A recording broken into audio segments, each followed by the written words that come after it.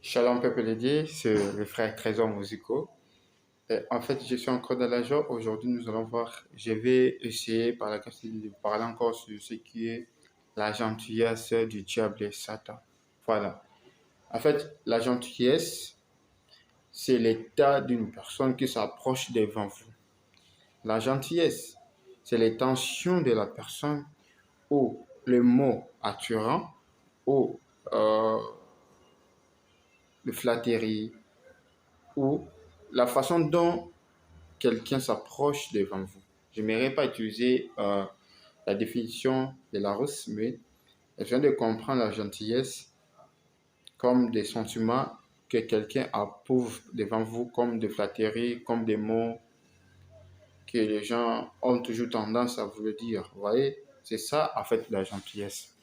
Alors, le diable aussi a sa façon de se présenter devant nous. Vous voyez, le diable a sa façon de se présenter devant nous. La première façon du diable, lisons dans la Bible, dans Genèse, comment est-ce que le diable s'est présenté devant Ève. Vous voyez, à l'époque, c'était le serpent qui était en contact avec l'homme.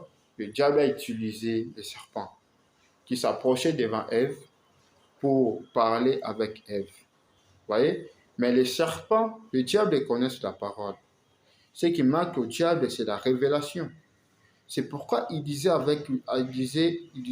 Ève, lorsque Ève a dit que non, cet arbre, Dieu nous a dit de ne pas le manger, il a dit effectivement. Mais il a ajouté, oui, il a peur que vous le mangez, de sorte que vous devenez comme lui. Et Ève, comme étant une femme, elle était faible. Ève n'avait pas pu supporter, elle avait laissé. Vous voyez? La gentillesse que le diable avait présentée à Ève, et Ève était séduite à cela, et cela pu causer la mort. Vous voyez? Alors, aujourd'hui encore, les diables se présentent. Le diable a sa façon de faire. Il se présente avec la gentillesse. Mes chers frères bien-aimés, évitons cela. N'aimez pas la gentillesse du diable. La gentillesse du diable est Satan. Aujourd'hui, les diables vous donnent la mode.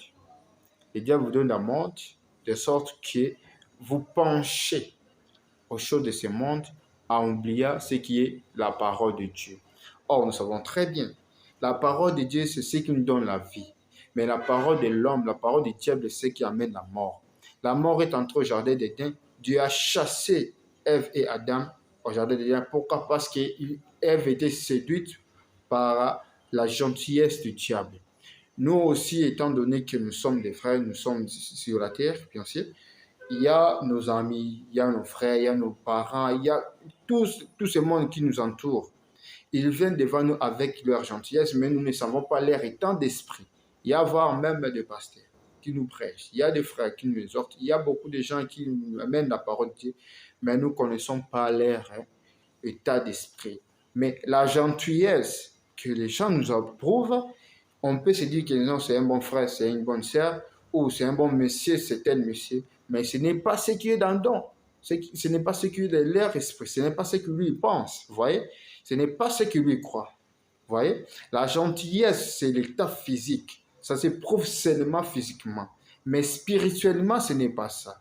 C'est pourquoi je répète toujours, j'ai souvent la tendance à dire que ne regardons pas sur les choses visibles, puisque les choses visibles, ce sont des choses qui nous amènent à la mort. Mais regardons, que nos yeux soient sur les choses invisibles. Puisque les choses invisibles, ce sont des choses qu'on trouve à la foi. Et lorsqu'on croit à Dieu, lui a dit, il faut que moi je te répondrai. Ne regardez pas sur les choses visibles, mais regardez sur les choses invisibles. Les choses invisibles, ce sont les choses qui augmentent la foi. Les choses invisibles, ce sont des choses qui vont te permettre à déterminer que non, ça, ce sont des mensonges du diable. Ça, c'est la gentillesse du diable. Ça, c'est la vraie gentillesse de Dieu. Vous voyez? Je vous donne encore un exemple dans la Bible. Samson. Les Philistins ont cherché comment tous les moyens d'éliminer Samson n'ont pas pu. Mais qu'est-ce que les Philistins ont fait? Ils ont placé Delilah à côté, puisque Delilah était belle de figure, et Samson avait